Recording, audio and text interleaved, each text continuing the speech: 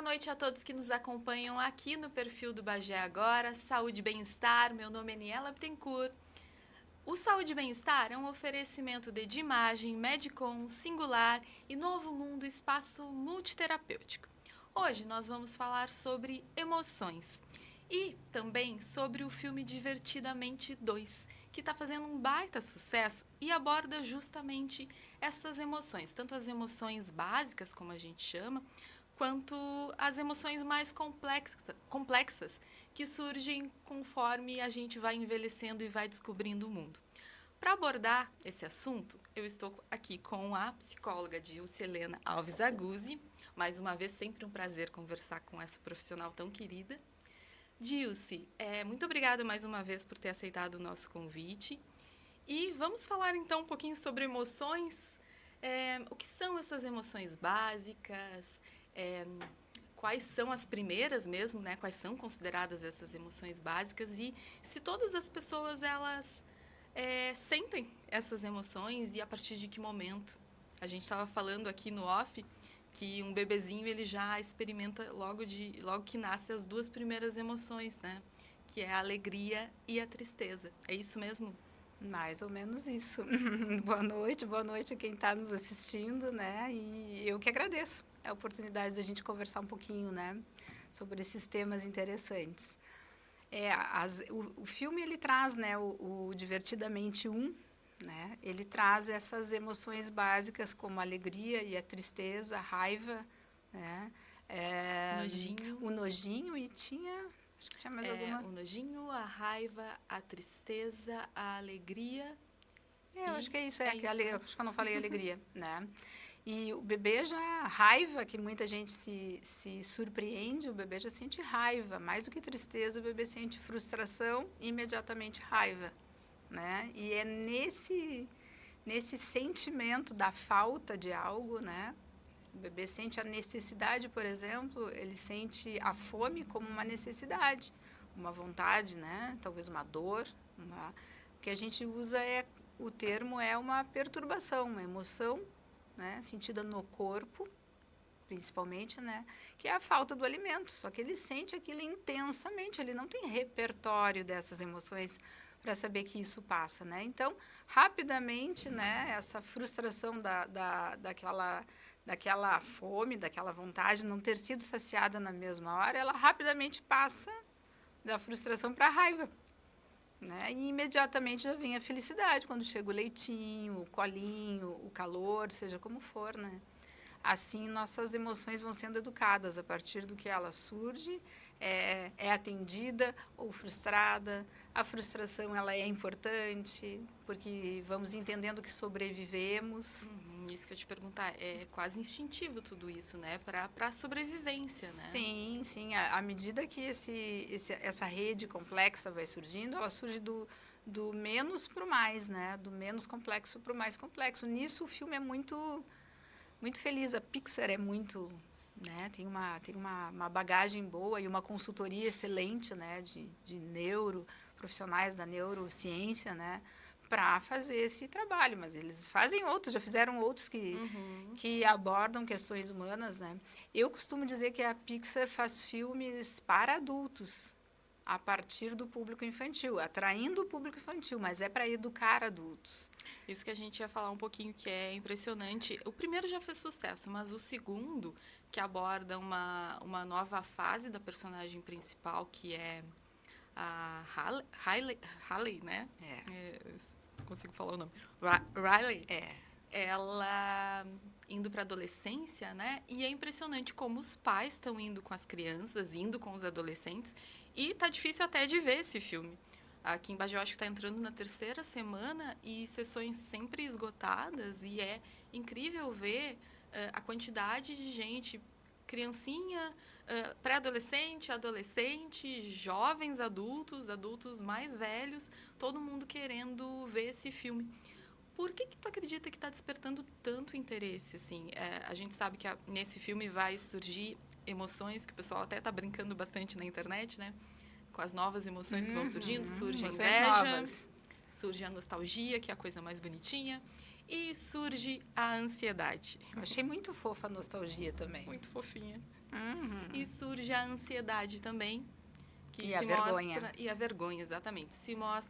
A ansiedade se mostra problemática, porém ali as outras emoções acabam aprendendo a lidar com ela.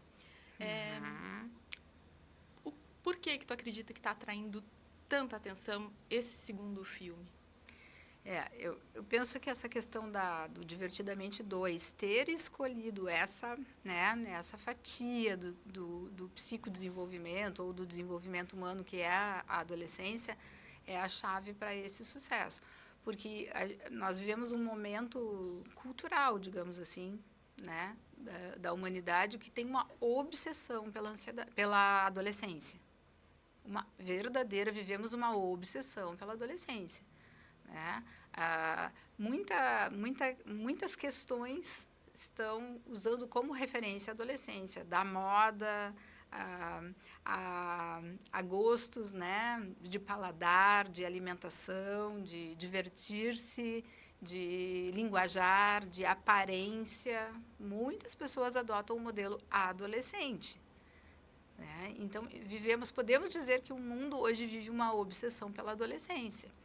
O corpo perfeito é considerado por muita gente o corpo da adolescência. Muitas pessoas querem resgatar o corpo da adolescência na maturidade.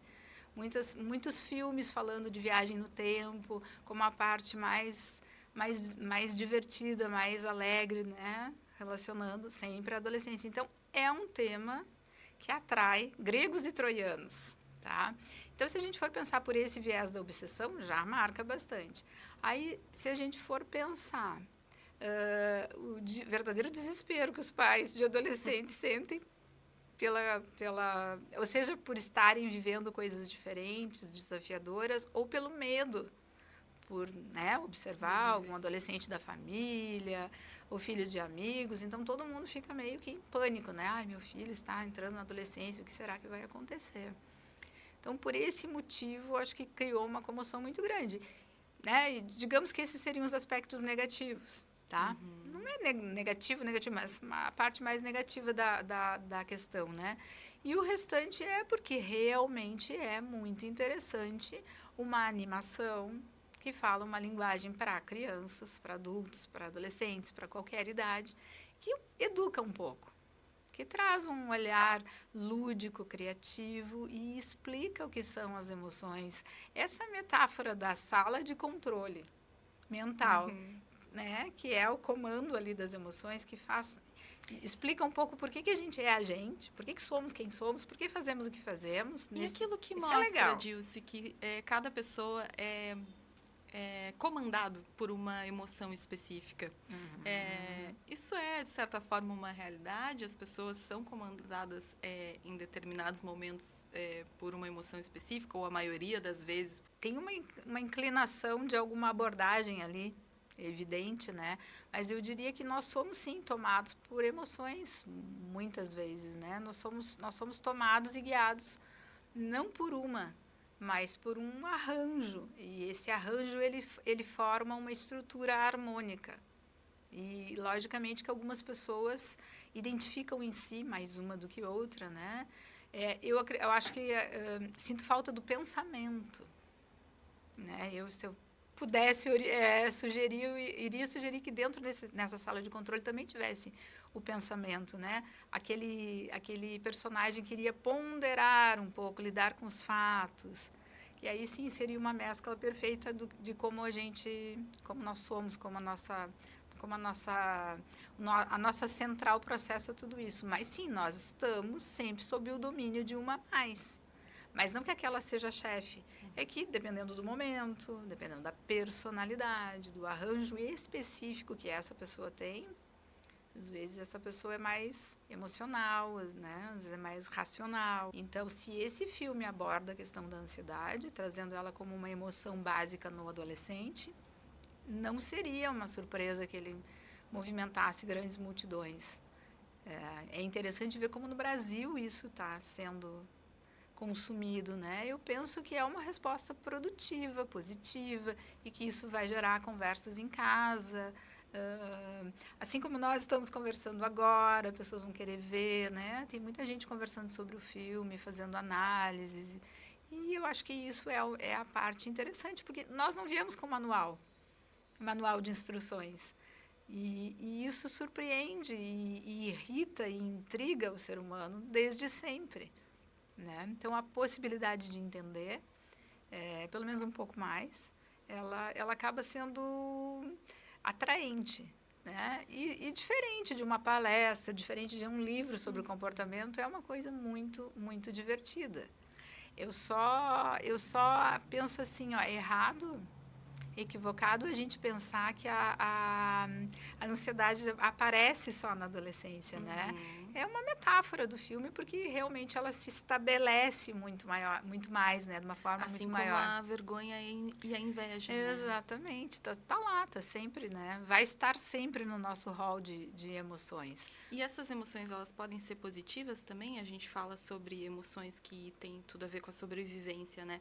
E essas 3 emoções que seriam ruins, digamos assim, entre aspas, elas também podem ser positivas no desenvolvimento? Elas são positivas no desenvolvimento? Elas são muito positivas, tanto quanto o medo. Se o medo Faltou não medo nas emoções básicas. se o medo não existisse, provavelmente a gente, né, o ser humano enquanto espécie nem teria sobrevivido, não teria se estabelecido enquanto espécie no planeta Terra, porque o medo envolve uma aprendizagem, né? Aprendemos que algo é perigoso e aprendemos a desenvolver instintivamente o medo de coisas diferentes, né? O preconceito mesmo, ele é uma espécie de medo disfarçado. Logicamente que temos que evoluir em relação a isso, né? E entender o que é diferente, não só ter uma resposta de medo. Mas não temos emoções negativas. Negativo é o efeito que aquilo ali, que é o surgimento dessa emoção, provoca. O resultado que essa emoção intensa vai surgir, vai apresentar naquele momento. Por exemplo, um acontecimento importante da tua vida, por exemplo. Tu tem uma prova importante, um trabalho importante, algo significativo para ser apresentado em público, por exemplo. Tá? Então, entra em jogo um certo medo, entra em jogo uma certa vergonha, entra em jogo uma grande ansiedade. Se não fosse importante, não teria ansiedade. Então, se a ansiedade ajuda a modular com que a gente perceba o que é importante e o que não é. Ela não é de todo negativa, ela também é muito produtiva porque ela sinaliza para o ser humano o que tem de significativo, de importante nas coisas. E, na verdade, é a ausência de todas essas emoções que é o preocupante, né?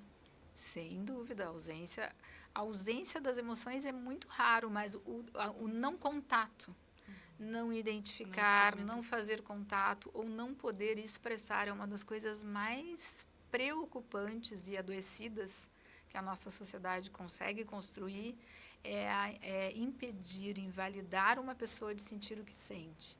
Então, a pessoa, por exemplo, sente ansiedade e ela não pode no seu ambiente manifestar. Isso é adoecedor. Manifestar ansiedade não é uma doença, né?